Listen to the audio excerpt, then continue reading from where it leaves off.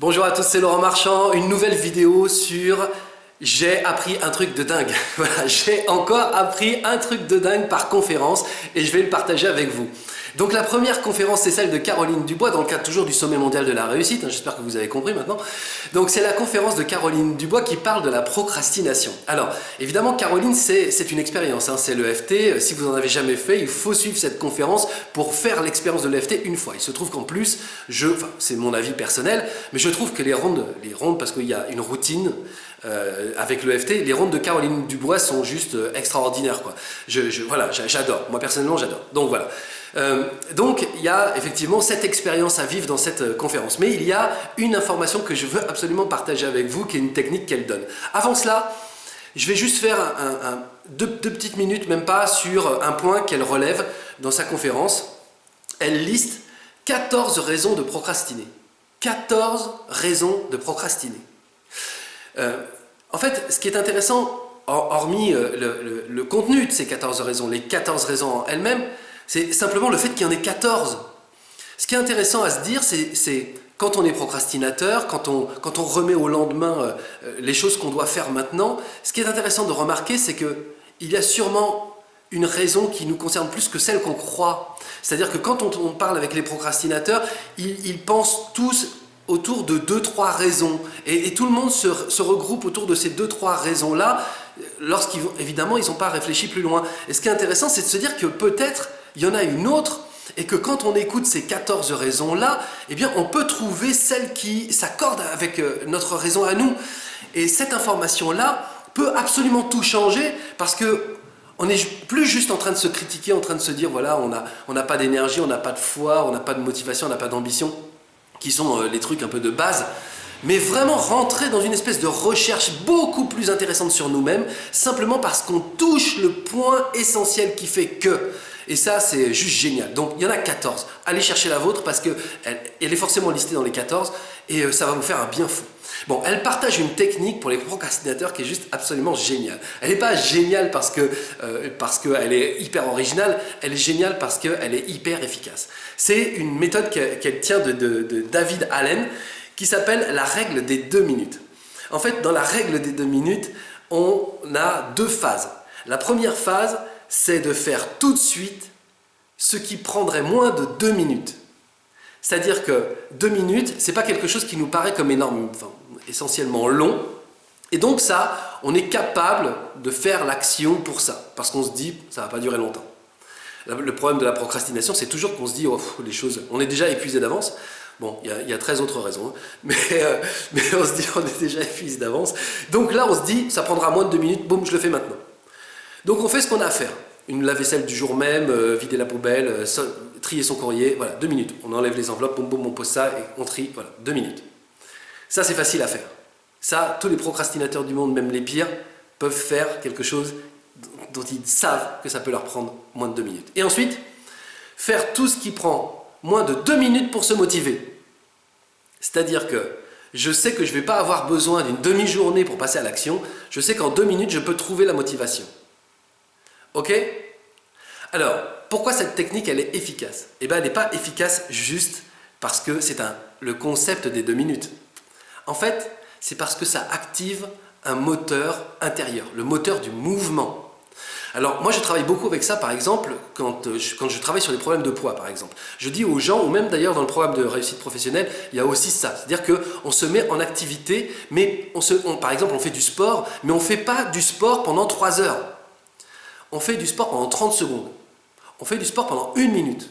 On fait du sport moins de 2 minutes. Pourquoi? Parce que c'est juste le temps de créer le mouvement à l'intérieur du corps et ensuite on s'arrête. Sauf que le mouvement, lui, il continue. Et cette frustration du mouvement qui vient de s'arrêter va relancer une machine intérieure qui va nous faire petit à petit retourner dans l'action. Il faut frustrer l'action pour arriver à l'action. Les gens qui ne font pas de sport, par exemple, ils se disent « Bon, allez, demain je m'y mets, hop, ils vont courir 1 demi-heure. » C'est un truc de dingue.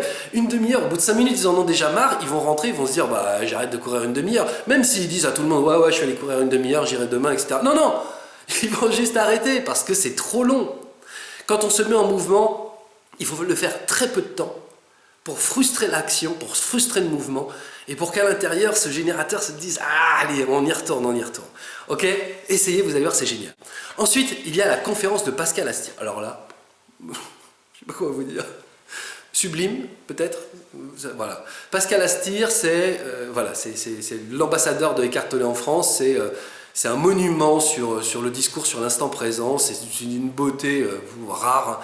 Et c'est une expérience aussi. C'est vraiment une expérience et je pense qu'il faut écouter cette conférence pour l'instant de la conférence, tout simplement, quoi. Vous allez vous sentir dans un soulagement. Je sais pas, faites-le, vous verrez bien. En tout cas, moi je l'ai fait et je suis bien content. Ce qui est intéressant dans la conférence de Pascal Astier, c'est une information qui est absolument géniale. On a toujours peur de retourner dans l'instant présent parce qu'on se dit si je ne suis pas dans l'action, si je ne suis pas dans la projection, si je ne suis pas dans l'objectif, alors rien ne va se passer. Parce que je sais très bien que dans l'instant présent, j'ai pas de problème. Il ne faut pas être sortir de l'ENA. On sait bien que si on réfléchit juste maintenant, ça va. Voilà, c'est la projection qui crée l'angoisse. On le sait tous ça. Et même si on ne le sait pas consciemment, on le sait juste inconsciemment. Bref, ce qui est intéressant, c'est qu'il parle des gens qui sont des symboles de réussite, qui eux-mêmes disent que l'instant présent a été quelque chose de très très enrichissant pour eux. Et il prend 3 exemples. Le premier, c'est Steve Jobs, et il dit, Steve Jobs, voilà, Apple, Macintosh, etc. Donc, on ne présente plus. Et il dit, Pascal Astier cite Steve Jobs qui dit je ne prends jamais les plus grandes de mes décisions dans un bureau avec des associés, mais assis sur un banc au bord d'un lac avec des canards.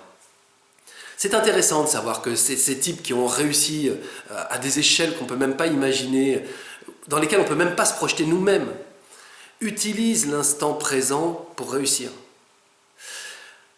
Richard Branson, le fondateur de Virgin, explique qu'il n'a jamais eu un projet sur le long terme. Il a toujours eu un instant privilégié dans sa vie à vivre pleinement. Et c'est ça qui a donné le succès de Virgin. C'est qu'il ne s'est jamais projeté en disant « on va faire ça ». Non, il s'est juste centré en disant « je suis en train de faire ça et je vais le faire le mieux possible avec le plus de joie possible ». C'est quand même le fondateur de Virgin. Ces types-là sont des mecs qui ont transformé la vie de milliers de personnes, qui ont envahi le monde avec leur production, avec leur énergie, avec leurs idées, avec leur enthousiasme. 2 autres, Sergey Brin et Larry Page, les fondateurs de Google, organisent pour les salariés de Google des conférences avec Eckhart Tolle pour justement transmettre le pouvoir de l'instant présent. Imaginez, ce n'est pas les boss qui le font pour eux, c'est les boss qui le font pour les salariés, pour les employés, pour les gens qui dépensent de l'énergie, du temps et du savoir-faire au service du projet Google. Pourquoi? Parce qu'ils savent très bien que si on est au présent, alors on est avec soi, dans l'accomplissement, dans l'action qui génère à la fois le plaisir de faire, le plaisir d'être là, le plaisir d'être cette personne qui participe à ce projet. Et ils ne veulent pas simplement de l'efficacité ou de la productivité, ils s'en foutent, ils mettraient un motivateur quelconque. Ils veulent juste le plaisir des gens d'être là. Et ce plaisir des gens d'être là, eh bien, c'est ça qui crée le succès. Pour chacun d'entre eux, donc pour tout le groupe, donc pour la société.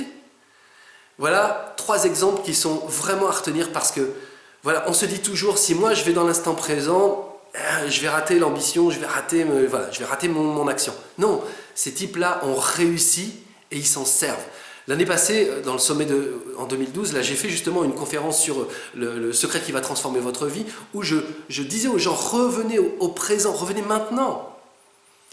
Je suis très très heureux cette année que ce soit Pascal qui le fasse, parce qu'il le fait probablement 100 fois mieux que moi. Et allez écouter cette conférence parce que c'est vraiment vraiment un bijou, quoi. C'est un bijou. Voilà, donc c'était Laurent Marchand. Voilà, je vis le truc, hein, mais bon, je suis comme ça. Et voilà, je vous dis à bientôt pour une nouvelle vidéo. On va faire encore 2 conférences et je vais vous expliquer ce que j'ai appris de dingue. Je vous souhaite une excellente journée. Ciao.